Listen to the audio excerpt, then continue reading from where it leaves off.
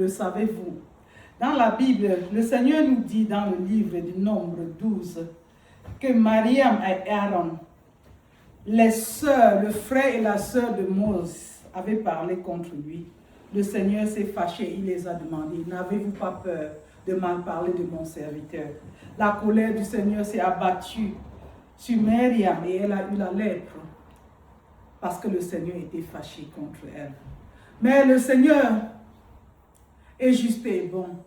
Aaron, plein d'humilité, plein de bonté, car la Bible nous dit exactement dans ce livre Nombre 12 que Moïse était l'homme le plus humble de la terre.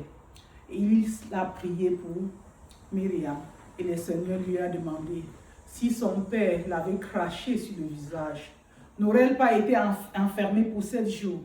Et le Seigneur a demandé de l'isoler pendant 7 jours. Le ministère et l'enseignement de cette parole, que malgré que Myriam avait été punie à cause du sabotage qu'il avait fait sur son frère Moïse, le Seigneur a puni Myriam. Mais le ministère de Dieu, c'est que malgré tout cela, le peuple n'a pas pu avancer parce qu'il ne pouvait pas avancer sans Myriam. Elle a mal parlé à propos du prophète de Dieu, mais tout le peuple a été immobilisé pendant 7 jours parce qu'il ne pouvait pas partir sans Myriam. La leçon de la vie, c'est que quoi? Que tu le veuilles ou pas, tu es indirectement attaqué par les fautes de ceux qui sont autour de nous. Tu refuses de parler à ton frère, mais tu ne peux pas avoir la paix tant que tu ne peux pas parler à ton frère. Tu veux que ton frère soit puni, mais ton âme ne peut pas être tranquille tant que ton frère a été puni. Myriam a été punie pleine de lèpre. Mais pendant les 7 jours, personne n'a bougé. Nous sommes appelés à avancer ensemble. Nous sommes appelés à avancer ensemble. Et si le Seigneur a dessiné un troupeau, quand une brebis est garée dans le camp de Myriam, le troupeau restera sur place jusqu'à ce que la brebis trouve la guérison. Enseignement de la vie. Sachez une chose.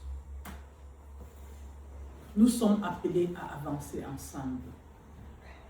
Nous sommes le peuple de Dieu, appelés à nous soutenir les uns les autres. Ce n'est pas parce que j'ai commis un péché que je ne reste pas une créature divine.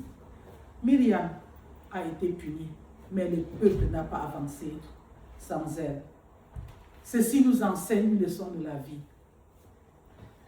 Moïse, Myriam, Aaron, frères et sœurs, appelés à avancer ensemble. Un troupeau de Troie, c'est un troupeau de Troie. Un égaré, la famille n'avance pas. Brother and sister, I'm coming to you to tell you that, do you know it's a story that we stand many years ago in door of this ministry that teach us the lesson of life, that teach us that God is just. In the book of Numbers chapter 2 and from verse 1, we learn that Miriam and Moses began to talk against Moses. Miriam and Aaron began to talk against Moses. And we learn that the anger of the Lord appeared upon them. And when the anger of the Lord appeared upon them, Miriam was covered with leprosy. And Moses, because he was humble and gentle in heart, he prayed for his sister. And the Lord gave her 7 days to be healed. But the mystery behind that story is that during these 7 days, they could not move because they couldn't live without Miriam. What am I learning about this? Is that if 3 are meant to move together, even though you have sinned, you are affected by my sin. So what do I gain? It's better to help me to become better so we can move together.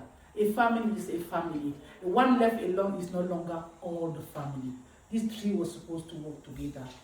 I don't know if you are making fun of my mistake. I don't know if I have been punished because I have hurt you. My brother, my sister, I invite you, help me to become a better person. Help me to see my life. Help me to see my inability. Help me to become a better person so we can move together.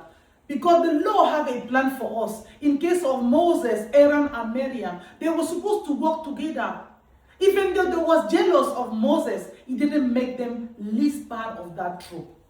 Are you a member of the family that is left alone? Are you a part of group that know less?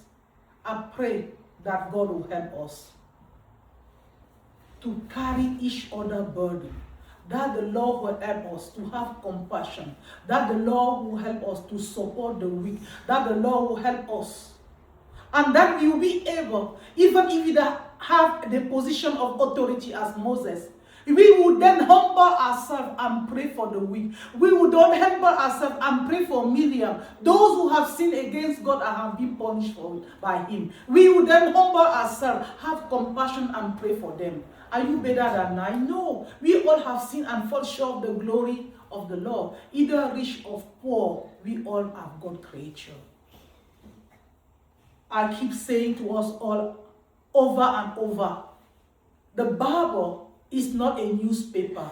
The Bible is scripture that is there to transform our life so that we can be more like Christ. So through this scripture, the story of Miriam, Moses, and Aaron, I invite you to look around you, in your family, in your workplace, in your church. What can you do to make this world a better place? On this, I wish you all the best. I pray that the Lord will give us the humility of Moses, that the Lord will give us that humility, the power to pray for others, even when they have others. Mes frères, mes soeurs, je vous invite et je prie pour nous que le Seigneur nous donne l'humilité de Moïse, que nous prions pour les autres, même comme nous ont offensés, comme Mariam et Aaron avaient fait dans le cas de Moïse. Moïse s'est humilié et il a prié que le Seigneur le guérisse. Ne nous réjouissons pas, que le Seigneur nous donne la grâce de ne pas nous réjouir quand nos frères sont dans la colère. Que le Seigneur nous donne la grâce de ne pas nous réjouir quand nos frères sont malades. Qu'ils aient causé leur chute ou non, ayons la compassion et l'humilité de Moïse. Que le Seigneur touche nos cœurs, qu'il transforme nos vies. Que le Seigneur donne un cœur pur, un cœur d'amour, un cœur qui pardonne et un cœur qui prêche la guérison. Moïse, celui-là même qui a vu l'image de Dieu. La Bible nous dit dans ce livre de Nombres que je me manifeste aux prophètes dans les rêves, à travers les prophètes. Non, moi-même, mon serviteur Moïse, il est tellement proche de moi. Et ce serviteur qui était plus proche de Dieu, qui avait même vu l'ombre de Jésus, s'est humilié et il a prié pour celle-là même, sa propre sœur qui avait calomnié contre elle. Je prie que le Seigneur nous donne cet esprit et qu'il enlève de nous l'esprit de Myriam, cet esprit de jalousie, cet esprit de mensonge, cet esprit de moquerie, cet esprit de compétition et qu'il nous donne un cœur d'amour. Nous avons tendance à nous comparer comme Myriam à notre époux, à nos enfants, à nos collègues, à nos soeurs, à nos frères. C'est cet esprit qui détruit, cet esprit qui a bien amené à la lèpre sur Myriam. À cause de sa jalousie, de son avou.